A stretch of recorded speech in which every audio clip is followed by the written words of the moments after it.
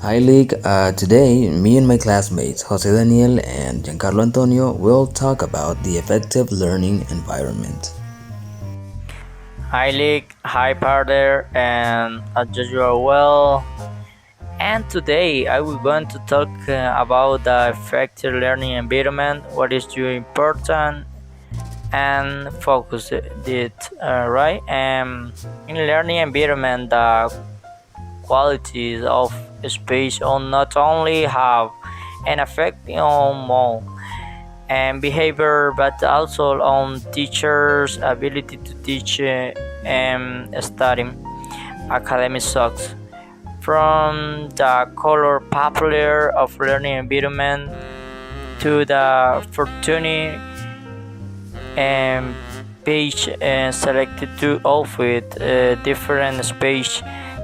Each feature of the learning space has an effect on the behavior and well-being of those who use it. Schools are filling with many space, but this is area lacking significance until they are given form and develop a function.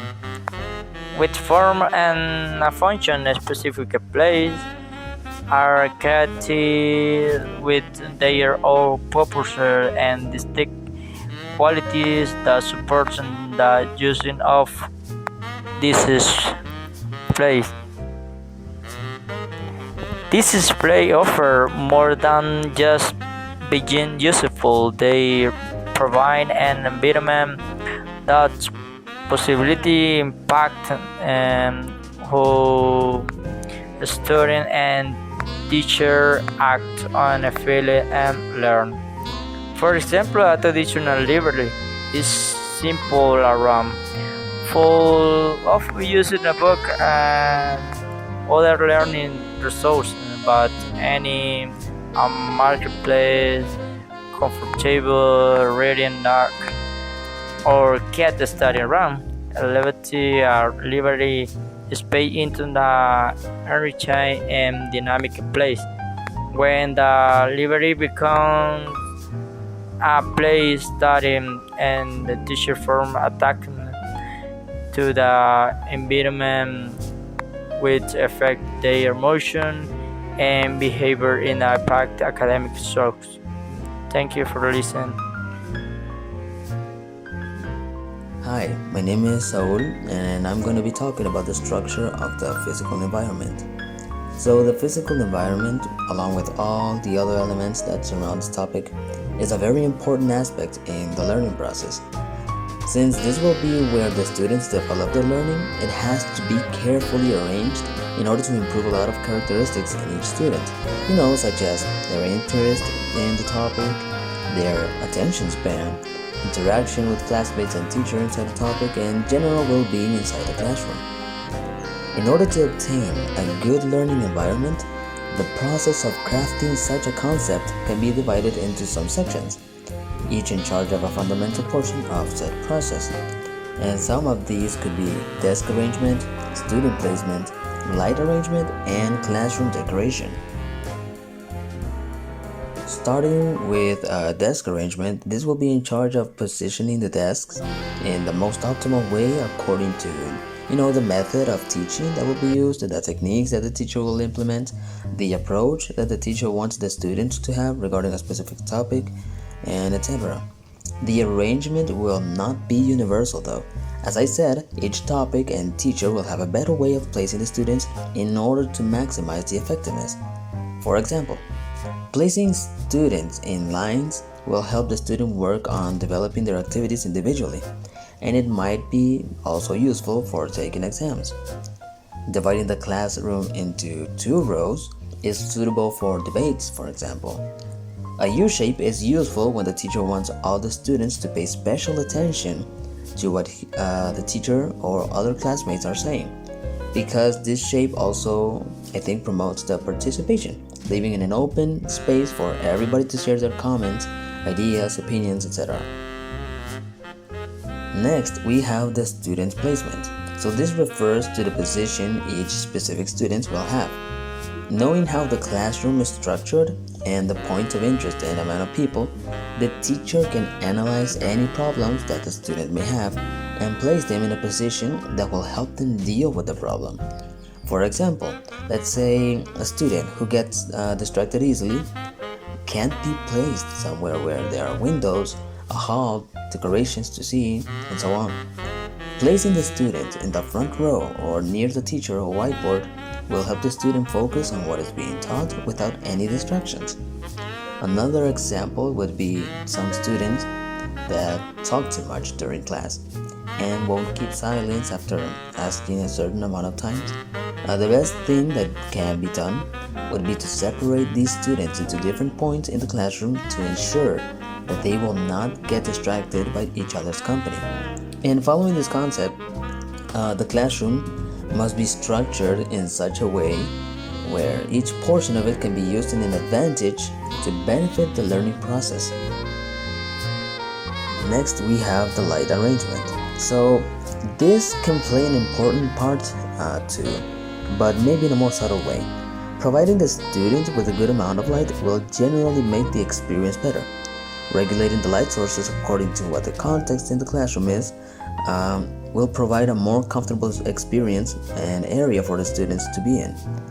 And some examples of this would be maybe lowering the lights to watch, maybe a video or a presentation, turning them back on for daily classes, opening the windows so the whole classroom is illuminated, and so on.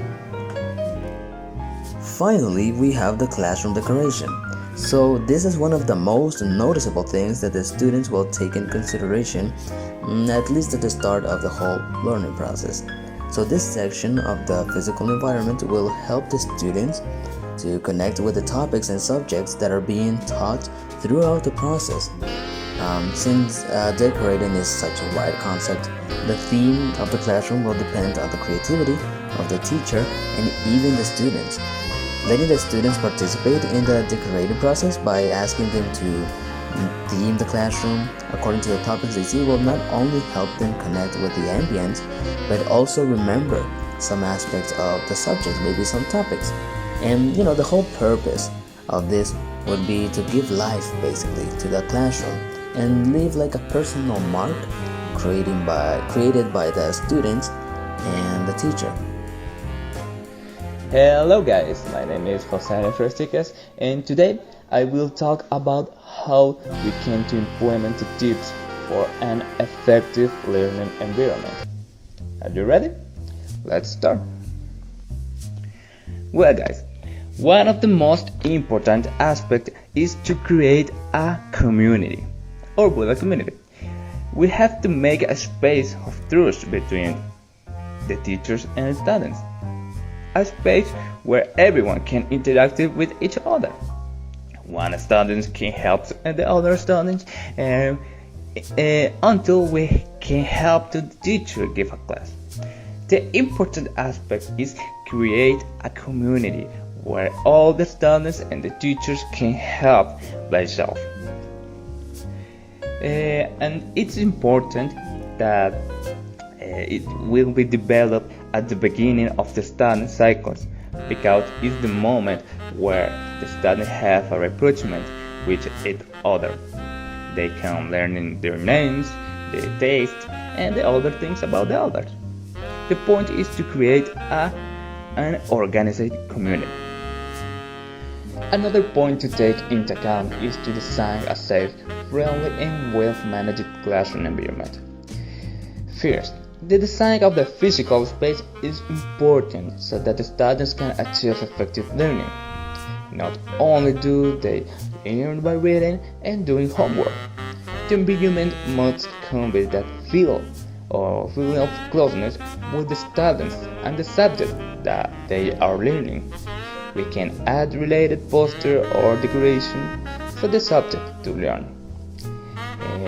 Also, a good idea and keep right to the more well the students want to learn better, compared to a boring and empty monotonous classroom that can transmit a feeling of discomfort with the students.